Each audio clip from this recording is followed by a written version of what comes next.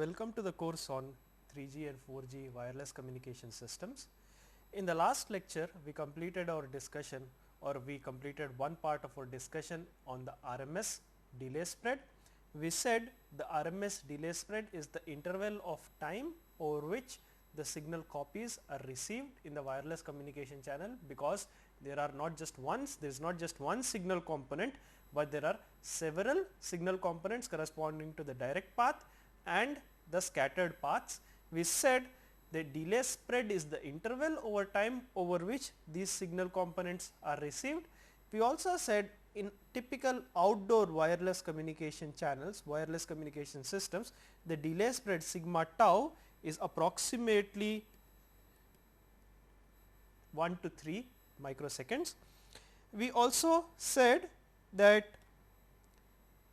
if I take the Fourier transform, if I look at the Fourier transform of the delay profile, I get the Fourier transform of the delay profile, that is h of f, and we define the coherence bandwidth as that bandwidth over which this frequency response is approximately flat. We said that is the coherence bandwidth of the wireless channel, that is the bandwidth over which the response of the channel delay profile is approximately flat. And more importantly, we said a very important thing about flat fading and frequency selective fading. We said if the bandwidth of the signal being transmitted is less than the coherence bandwidth, then the system and the channel is a flat fading channel. In this case, there is no distortion. However, if the signal bandwidth is greater than the coherence bandwidth, as in this case, when the signal bandwidth is greater than the coherence bandwidth, then there is attenuation at the edges, which implies that there is frequency selective distortion. Hence, if the signal bandwidth Bs is greater than the coherence bandwidth, there is frequency selective distortion. And lastly, we also said that the coherence bandwidth and the delay spread are inversely related to each other.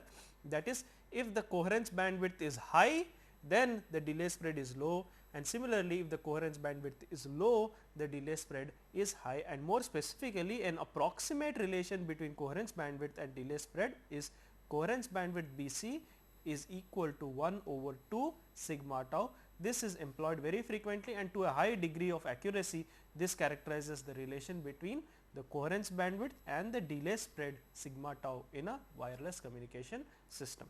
Now, with that, let us go on to today's discussion, which is we were starting to explore the relationship between in the time domain between the coherence bandwidth and delay spread. What does it mean in the time domain? We looked at the frequency domain interpretation of this. Now, let us look at what is happening in the time domain. So, let us look at relation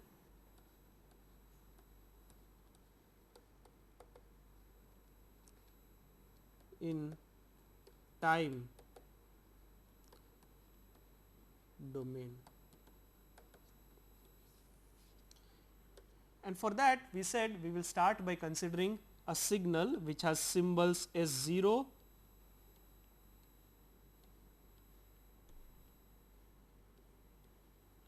so this is a digital communication signal.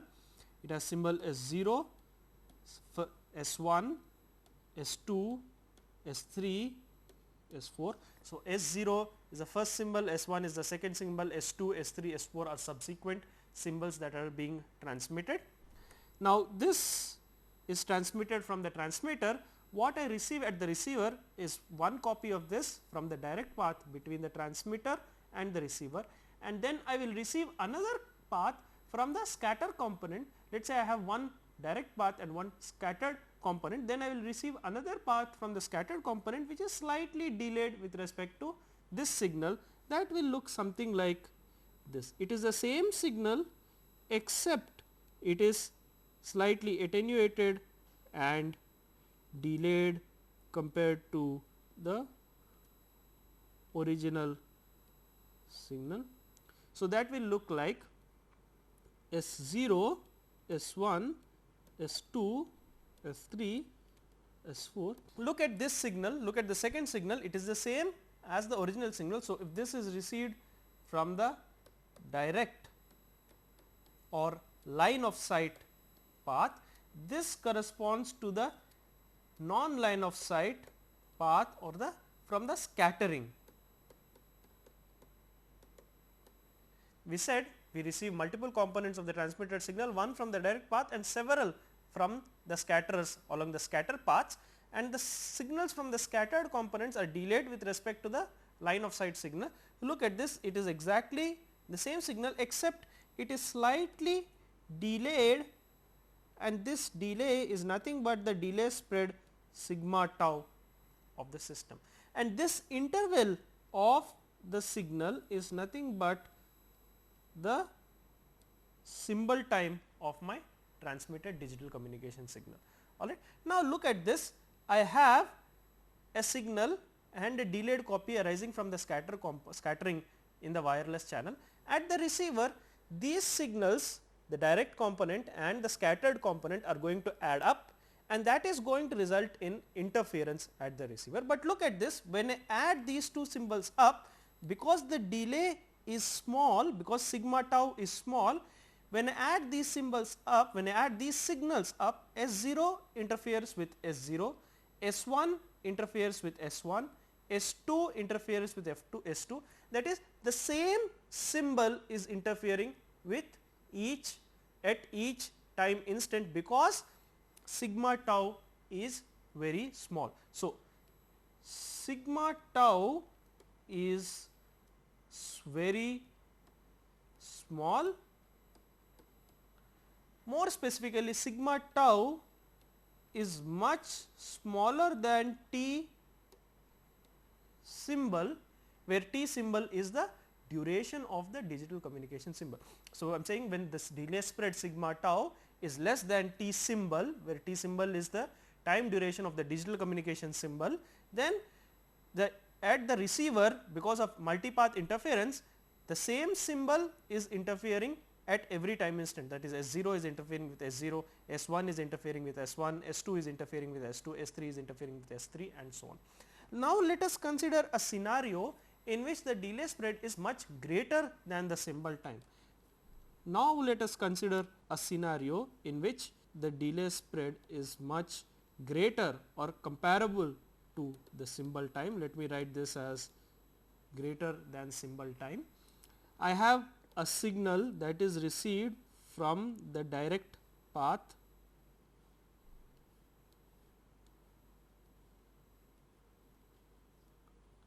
that is S0, S1, S2, S3, S4 and so on. However, the second symbol here, second signal here is delayed significantly compared to the first one. So, this is my direct signal, this is my scattered signal, and look at the delay between these two signals. The delay between these two signals is now sigma tau, which is much larger than the symbol duration. Here I will have S of minus 1. So, I am saying I have a signal that I am receiving from the direct path or line of sight, and I have a delayed signal that is received from the non line of sight or the scatterers or the scattering in my 3G 4G wireless system. Now, when this signals interfere at the receiver, because this delay sigma tau is greater than the symbol time, look at this, S0 will add with S minus 1, S1 will interfere with S0, S2 will interfere with S1, S3 will interfere with S2. So, what is happening is the previous symbol is interfering with the current symbol. Look at this, in this case what I had was that S0 is interfering with S0, but in the previous case S0 was interfering with S0, S1 was interfering with S1, S2 was interfering with S2. However, In this case S0 is interfering with S minus 1, S1 is interfering with S0, S2 is interfering with S1, that is the previous symbol is interfering with the current symbol.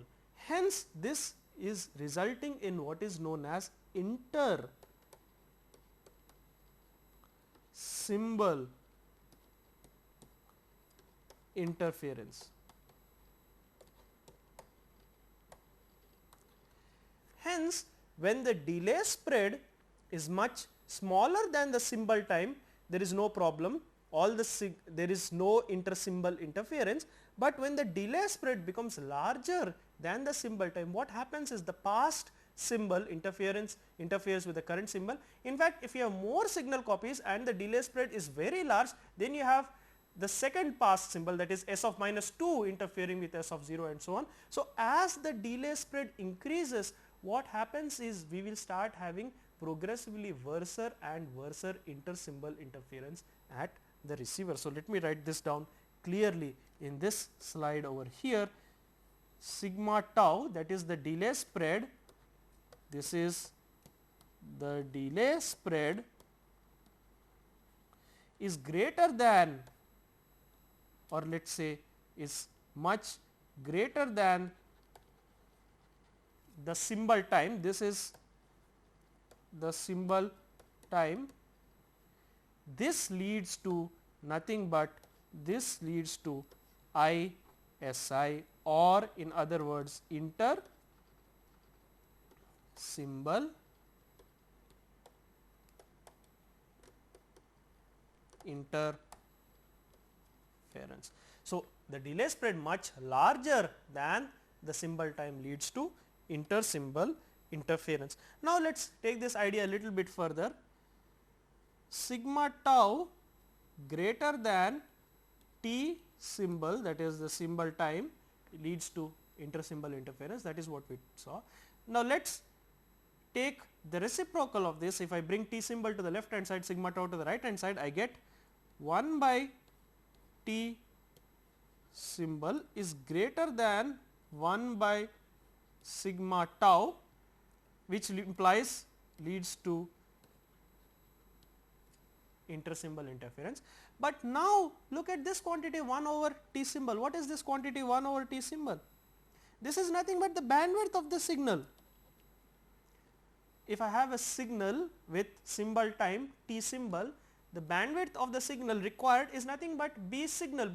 So, 1 over T symbol is nothing but the bandwidth of the signal. So, from your digital communication system theory, you know that if I have bandwidth Bs, the symbol time that is possible is 1 over Bs. And look at 1 over sigma tau. What is 1 over sigma tau? Remember, we said Bc equals 1 over 2 sigma tau. Hence, 1 over sigma tau is nothing but twice Bc. Hence, if Bs greater than twice Bc, that has inter-symbol interference. But look at this condition. What is this condition? Bs is greater than twice Bc. Remember, we looked at this condition before. Bs is greater than twice Bc implies Bs is greater than Bc. That is nothing but the condition for frequency selective distortion.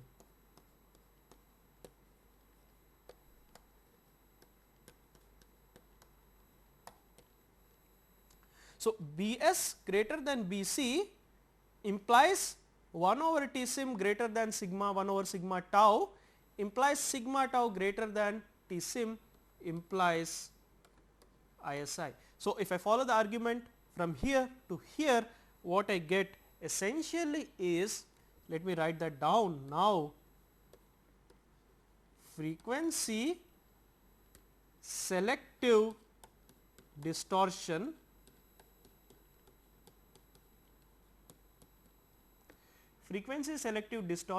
in frequency domain implies inter symbol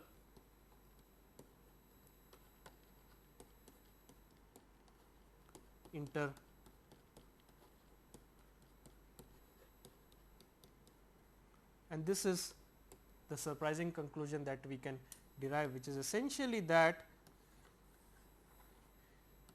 if I have frequency selective distortion in the frequency domain, that is if Bs is greater than Bc in the frequency domain, I will have frequency selective distortion, which means in the time domain that results in inter-symbol interference. Now, similarly, if I have Bs less than Bc, then in frequency domain it is a flat fading channel. In time domain it means there is no ISI or no inter-symbol interference. So, that is the beautiful conclusion or the very intuitive result that we can derive, that is frequency selective fading and inter-symbol interference are inherently related to each other, which means if the signal bandwidth is greater than the coherence bandwidth, what I will have is frequency selective distortion, which essentially means inter-symbol interference. Also, if Bs is greater than less than Bc, that is the signal bandwidth is less than the coherence bandwidth, then the channel is a flat fading, there is no distortion in frequency. In time also there is no ISI, no inter-symbol interference, which means no distortion in time also. So, these are two intuitively or inherently related ideas, and it is essentially very important in a 3G, 4G wireless communication system, in any wireless communication system, to understand that there is a very inherent and intuitive relationship between frequency selective fading in the frequency domain and inter-symbol interference in the time domain. Both of these are essentially the time and frequency domain analogues of each other or counterparts of each other. So, it is important to understand the relation between them. Now, let us do an example to sort of solidify our understanding of coherence bandwidth and frequency selective fading. So, let us do an example.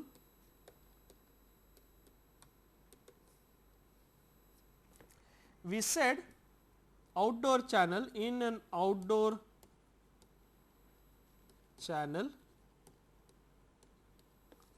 the delay spread, typical delay spread sigma tau is approximately of the order of microseconds, that is for outdoor channels the delay spread is approximately 1 microsecond. Now, let us compute the coherence bandwidth corresponding to this delay spread. All right.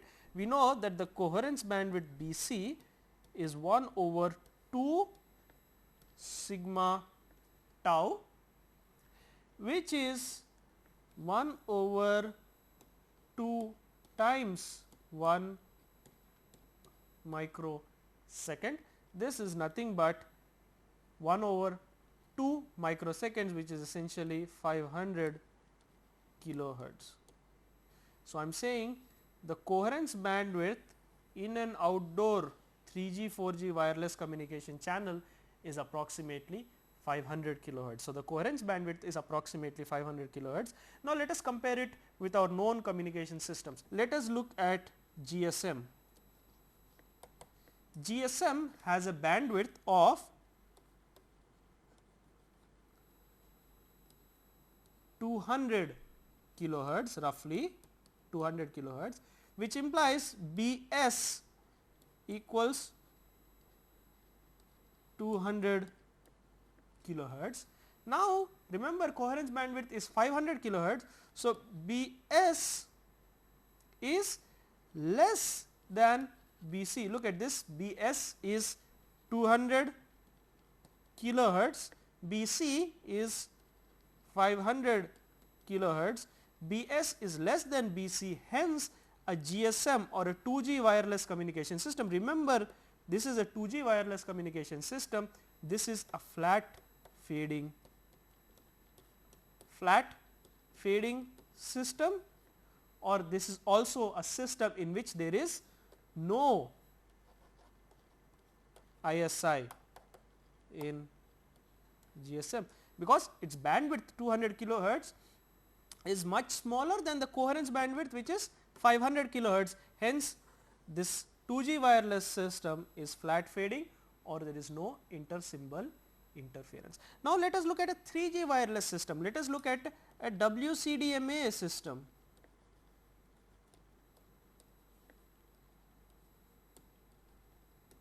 Remember, WCDMA is a 3G wireless system. In fact, it is a spread spectrum system, a wide band spread spectrum. It is a spread spectrum system, which means its bandwidth is huge. Its bandwidth is 5 megahertz, which is also can be written as 5000 kilohertz. All right, the bandwidth is 5 megahertz, each megahertz is 1000 kilohertz, so its bandwidth is 5000 kilohertz. This is BS WCDMA. Now, look at this is 5000 kilohertz, much greater than 500 kilohertz, which is the coherence bandwidth. So, BS for WCDMA is much greater than BC. So, BS is 5 megahertz, which is much greater than BC, which is 500 kilohertz. Hence, by definition, by our definition, this results in frequency selective fading in the frequency domain. In the time domain, there is going to be ISI or intersymbol interference, and this is a 3G system. So, the difference here essentially compared to a 2G system is because the bandwidth is higher, this bandwidth is much greater than the coherence bandwidth, hence resulting in frequency selective distortion and also ISI, which is bad in a wireless communication system, because now we have to employ some technique at the receiver, so that we can reverse this distortion. In the frequency domain, this technique that is employed to reverse this distortion is known as an equalizer, because the distortion is frequency selective. You have to equalize the frequency response at the receiver, that is known as an equalizer. However, we will not go in detail into the discussion of an equalizer, because that is relevant to the, or you should have studied that in your course on digital communication systems. But here we will just note that when the distortion is frequency selective, when there is intersymbol interference, we will need an equalizer or equalization process at the receiver to undo this distortion. All right. So, with that we complete our discussion on the delay spread. I want to again point out that the delay spread, in summary, delay spread is an important parameter in a 3G 4G wireless communication system, because it characterizes that interval of time over which you are receiving copies starting from the direct component to the scatter components, and the delay spread is inherently related to the coherence bandwidth. As this delay increases, the coherence bandwidth decreases, and if the signal bandwidth is less than the coherence bandwidth, that is fine, it does not result in frequency distortion. But if the signal bandwidth is greater than the coherence bandwidth, then we have a problem that results in frequency selective distortion, and its counterpart in time is essentially intersymbol interference. If the signal bandwidth is greater than the coherence bandwidth, it results in intersymbol interference in time domain, which is bad, because symbols start interfering with one another, making detection impossible or detection erroneous at the receiver.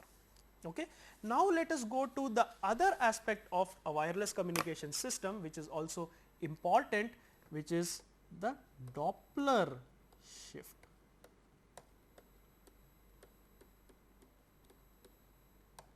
This is Doppler, or essentially the Doppler shift. We know from a basic discussion of high school physics that Doppler shift is nothing but the apparent or the relative change in frequency because of relative motion between the transmitter and the receiver. So, here let me draw a base station in a wireless communication system, which is transmitting a signal. All right. Let me draw a signal. A base station is transmitting a signal, and there is a receiver which is moving with a velocity towards the base station. So, this is a base station which is transmitting a signal. So, this is a base station which is transmitting a signal. This is a mobile station which is moving towards the base station, or it can also be moving away from the base station, but the motion has to be relative. That is, this is the transmitter, this is the receiver, there is relative motion between these, that is, one is moving towards or away from the other. In fact, it can be a scenario in which the base station is also moving, that is a complicated scenario. It does not occur in a wireless cellular network, but it can pretty much occur, for instance, in a wireless sensor network or a mobile wireless ad hoc network in such scenarios. So, when there is relative motion between the transmitter and the receiver, this results in a change in the frequency that is received at the receiver, that is known as the Doppler shift. So, that let me write it down formally. The Doppler shift can, or the Doppler shift is the change in the frequency of the electromagnetic wave that is arising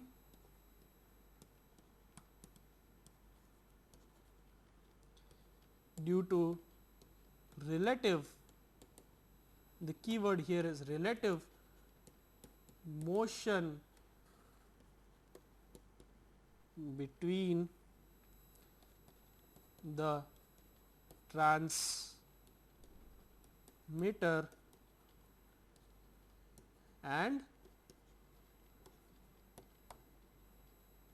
receiver. So, Doppler shift is nothing but the change in the frequency of the electromagnetic wave. As we said, it is the change in the frequency that is arising due to relative motion between the transmitter and the receiver. And if, for instance, let me draw a transmitter. If my transmitter is here and the receiver is here, and the receiver is moving towards the transmitter, then the received frequency is higher, and if the receiver is moving away from the transmitter, then the received frequency is lower. All right. So, if the motion is towards the transmitter, then the received frequency is higher. If the motion is away from the transmitter, then the received frequency is lower. Now, let us go into let us look at how to compute the Doppler frequency shift. So, now let us look at computation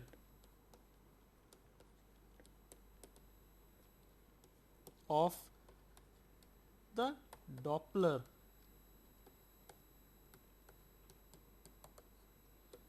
let us look at how to compute the Doppler shift. Let me consider a base station. Let me simply consider a transmitter which is transmitting to a mobile station, a base station which is transmitting to a mobile station, and this mobile station is moving at an angle of theta. All right. So, this is my base station. Let me mark it clearly. This is my base station. This is my mobile station or my mobile terminal. This is moving such that if I look at the direction of the velocity and if I look at the line joining the base station and the mobile station, the angle between the velocity and the line joining the base station and mobile station is theta. So, this angle here is theta. All right. Now, the Doppler shift Fd. So, the Doppler shift Fd in frequency Fd is given as Fd equals V cosine theta over C divided by V cosine theta divided by C into Fc, where V is the velocity, theta is the angle, C is the speed of light or the speed of electromagnetic wave in free space, we know that, and Fc is the carrier frequency. So, let me write down this. V is already indicated here, that is the velocity of the mobile terminal, theta is the angle between the velocity and line joining the mobile station and the base station, c equals speed of light,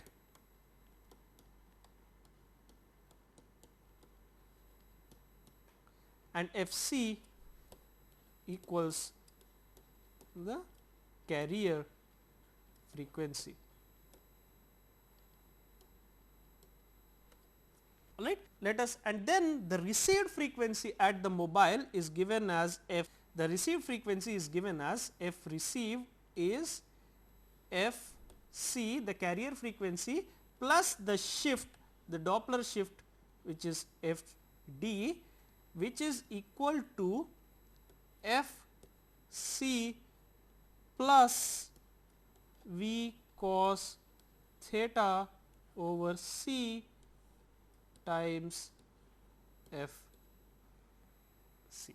Now, you can see from this, if 0 less than theta less than pi by 2, the mobile 0 less than theta less than pi by 2, then the mobile is moving towards the base station, which means cosine theta, if 0 less than theta less than pi by 2, ms is moving towards the bs, and hence cosine theta is positive, because 0 less than theta less than pi by 2, cosine theta is positive, hence the frequency shift is positive or the received frequency is higher.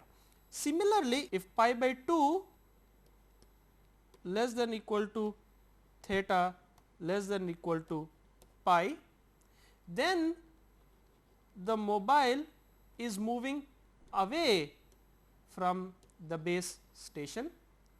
Cosine theta is negative for theta pi by 2 less than equal to theta less than pi, hence f c minus something, hence the received frequency is lower. So, when the mobile is moving away from the base station, the received frequency is lower. That can be represented succinctly by this formula. In fact, you can see one thing very interesting, if theta equals pi by 2, look at this, if theta equals pi by 2, then cosine theta is 0, which means if the motion here is such that it is perpendicular to line joining the base station and the mobile, then cosine theta is 0, hence even though there is a velocity, there is no effect on the received frequency, is exactly the same. So, this says something very interesting, with theta equals pi by 2, even though there is a positive velocity, the received frequency is exactly the carrier frequency. So, as a function of theta, this is the received frequency at the mobile due to the Doppler shift. This is received frequency due to Doppler. All right. Okay. Now, let us do an example.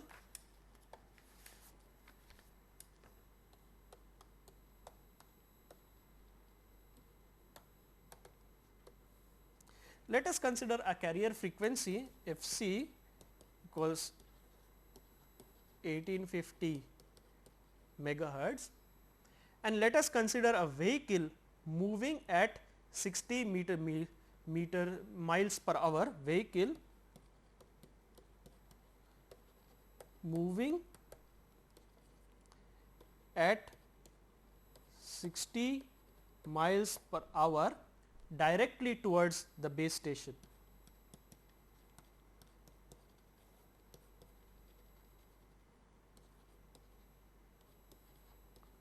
Which implies theta equals 0. So, what am I considering? I am considering f c equals carrier frequency 1850 megahertz, a vehicle which has a person in it who has a mobile station, who is moving at 60 miles per hour directly towards the base station.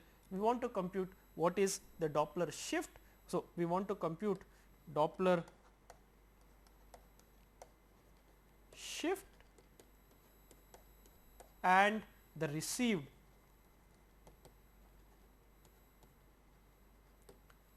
frequency.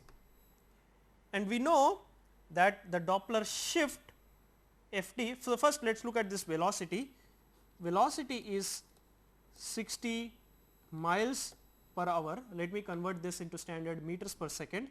Each mile is roughly 1.61 kilometers. So, this is 60 into 1.61 kilometers per hour, which is equal to 60 into 1.61 into 5 divided by 18 meters per second, which is equal to 26.8 meters per second. So, 60 miles per hour is 26.8 meters per second. Let me write that down. 60 miles per hour equals 26.8 meters per second, which means now Fd equals V by C cosine theta into Fc, but theta equals 0. So, cosine theta equals 1. So, this is simply 26.8, that is the velocity, divided by 3 into 10 power 8, that is the velocity of light, into Fc, which is 1850 megahertz. Remember, we said the carrier frequency is 1850 megahertz. So, this is simply 1850 into 10 power 6. This is nothing but 165 hertz. So, the Doppler shift Fd equals 165 hertz, and the received Doppler frequency F received is Fc plus Fd, which is 1850 megahertz plus 165 hertz. Alright, so the Doppler shift we have calculated is 165 hertz, and the received frequency, because remember theta is 0, the mobile is moving directly towards the base station. So, the shift is positive. So, the received frequency is higher, it is 1850 megahertz plus 165 hertz. So, the Doppler shift is 165 megahertz compared to the carrier frequency, which is 1850.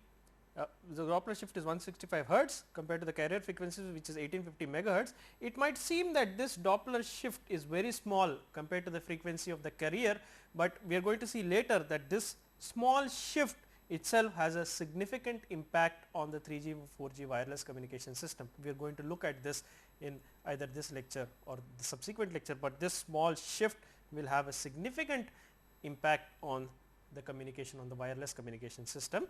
Now, let us go towards developing a model, try to understand this nature of the Doppler shift a bit more in depth. So, let us go back to our baseband. So, let us go back to our baseband channel.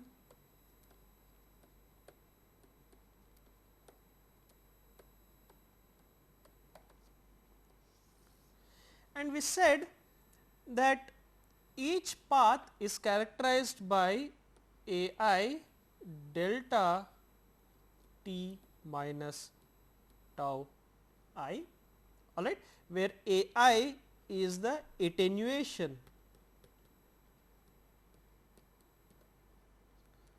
of the ith path, and tau I is the delay of the ith path.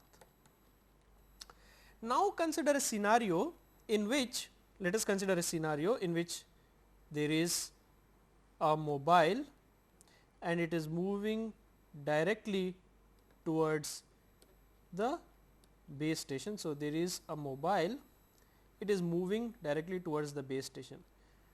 Now, let us say initially the delay of this is tau I, this path is the ith path, this has a delay tau I.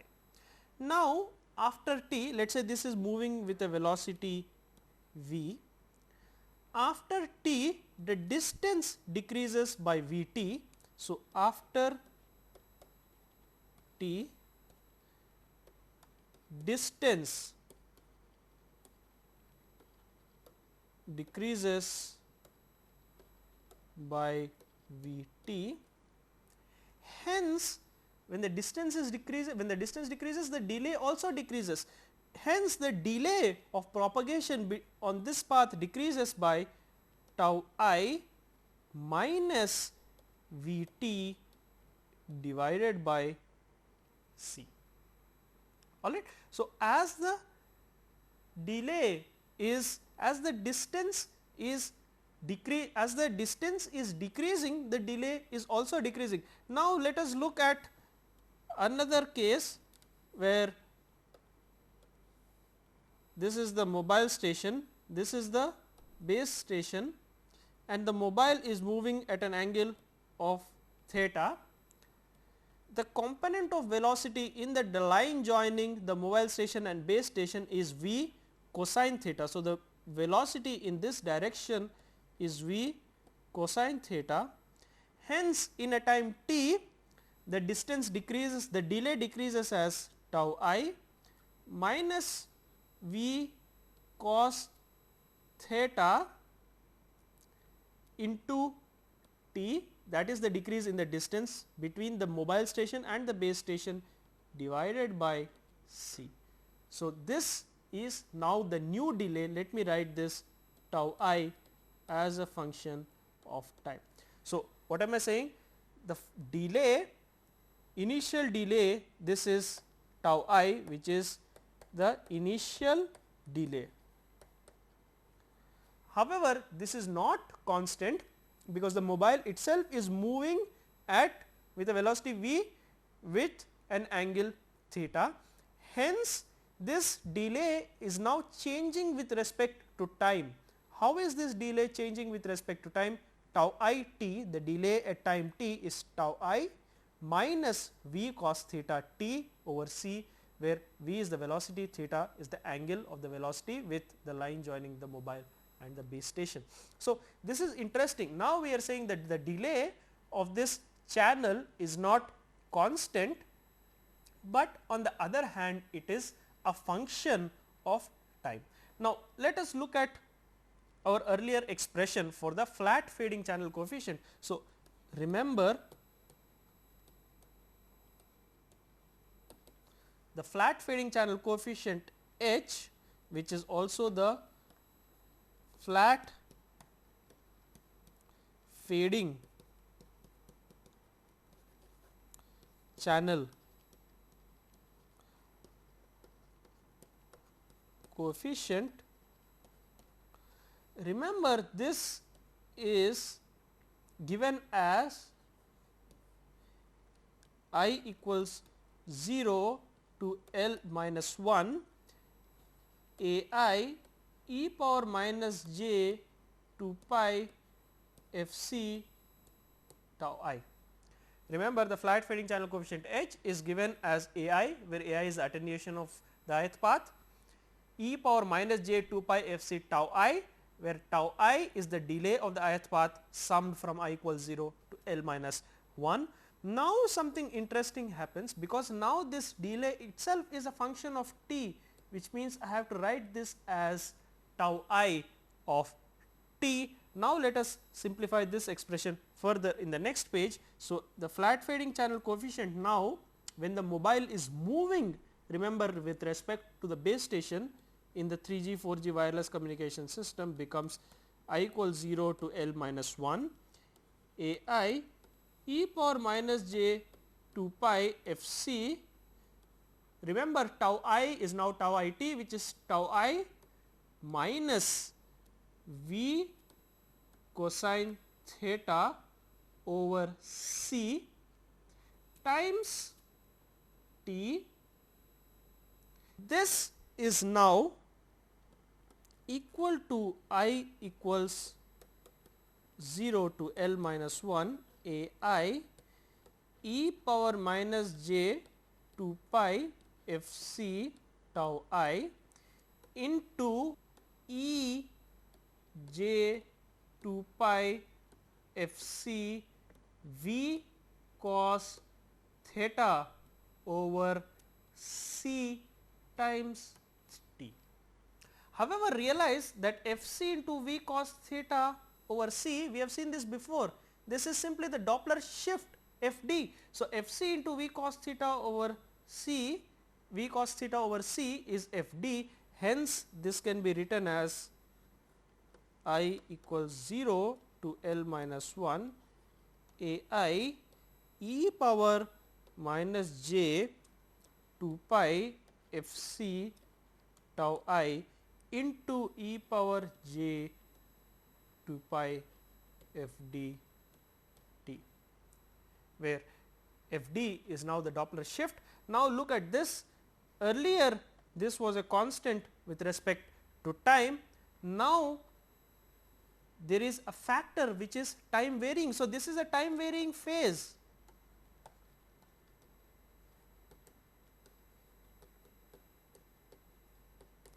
So, the phase is varying with time, which means the phase of every component in this flat fading channel is varying with time because of the motion between the mobile station and the base station, which means the whole channel is now varying with time, which means this is now not simply h, but this is h of t, which is a time varying channel.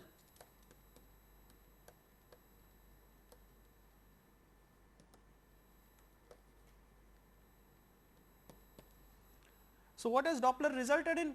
Doppler, which is caused by the motion between the mobile station and base station, has essentially resulted in a time varying channel. Hence, let me summarize that observation over here. The Doppler shift or Doppler implies time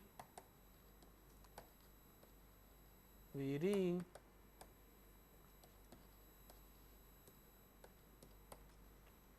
In fact, we said earlier that the channel is a constant, but now however, because of Doppler, because of the relative motion between the mobile station and the base station, my channel has acquired a time varying character. So, the Doppler frequency shift is essentially resulting in the time varying nature of the channel. Thus, mobility results in Doppler. So mobility results in Doppler, which in turn results in a time varying. So, mobility results in Doppler, which in turn results in a time varying channel. And this is also known as time selectivity, time varying channel, also known as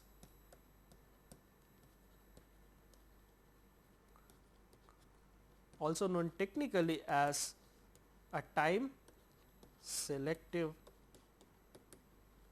channel.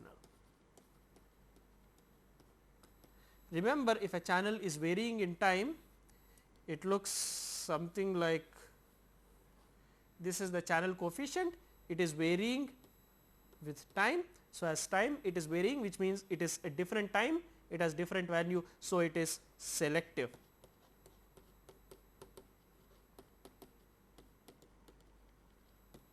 Remember, we saw earlier frequency selective, that is if it is varying in frequency, that is at one frequency it is flat in the coherence bandwidth, but outside that it is varying in frequency, hence it is selective in frequency. Now, we are saying in the case of Doppler, which is there is something that happens similar in time, which is it is varying in time. So, it is selective in time. So, a time varying channel also known as time selective. Let me summarize that over here. This implies essentially time varying essentially implies time selectivity.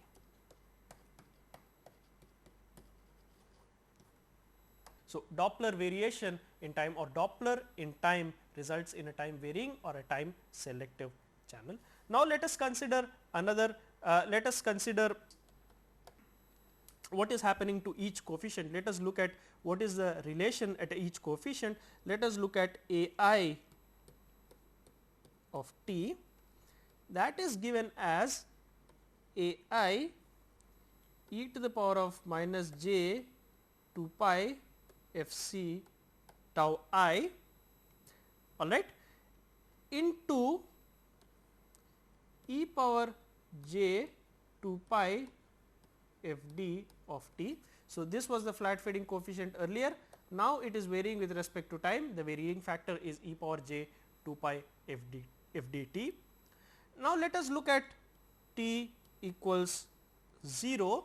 At t equals 0, this is a I e power minus j 2 pi f c tau I times e power j 2 pi f d t, which is e power j 2 pi f d 0, which is 1. Hence, at t equals 0, a I of 0 is simply equal to a I e to the power of minus j 2 pi f c tau I. Now, let us look at what happens at t equals 1 over 4 f d.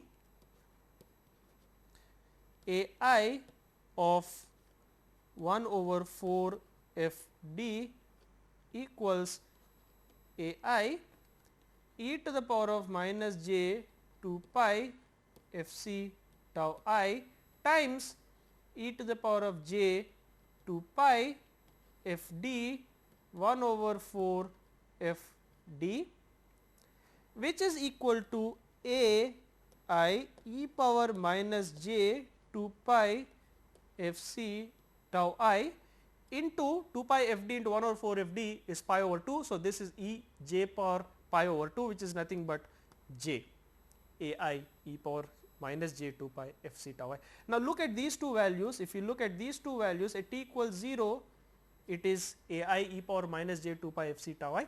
At t equals 1 over 4 d, it has become j a I e power minus j 2 pi f c tau I. So, it has changed drastically. For instance, if a I is real, at this point it has changed to j I I a I, which is an imaginary number. So, the phase and in fact, the quantity has changed drastically in 1 over 4 d. So, similar to what we did in the context of coherence bandwidth, we can say in t equals 1 over f d, in time interval equals 1 over f d, my a I of t is changing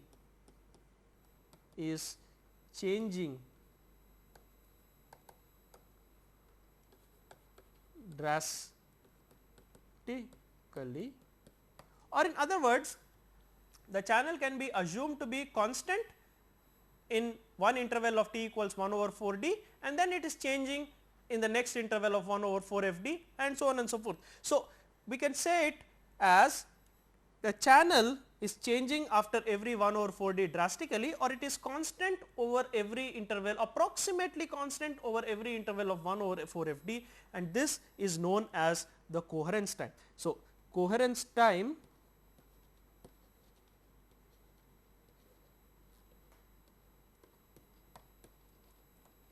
equals T c equals 1 over 4 f d, which means the channel is approximately constant in this interval of length 1 over 4 f d, that is 0 to 1 over 4 f d. In the next interval of 1 over 4 f d to twice 1 over 4 f d, that is 1 over 2 f d, it is changing. Then 1 over 2 f d to 3 over 4 f d, it is again changing, and so on and so forth. So, if I look at the channel and if I take time in 0 to 1 over 4 f d, it is approximately constant. In the next interval 1 over 4 f d to 1 over 2 f d, which is of duration 1 over 4 f d, it is again approximately constant, and again in another interval of duration 1 over 4 f d, it is approximately constant, and it is changing from interval to interval. This interval of duration 1 over 4 f d is known as T c equals the coherence time. Remember, coherence bandwidth is that bandwidth over which the frequency response is approximately constant. Coherence time is that time over which the channel in time is approximately constant. T c equals coherence time equals time over which channel is approximately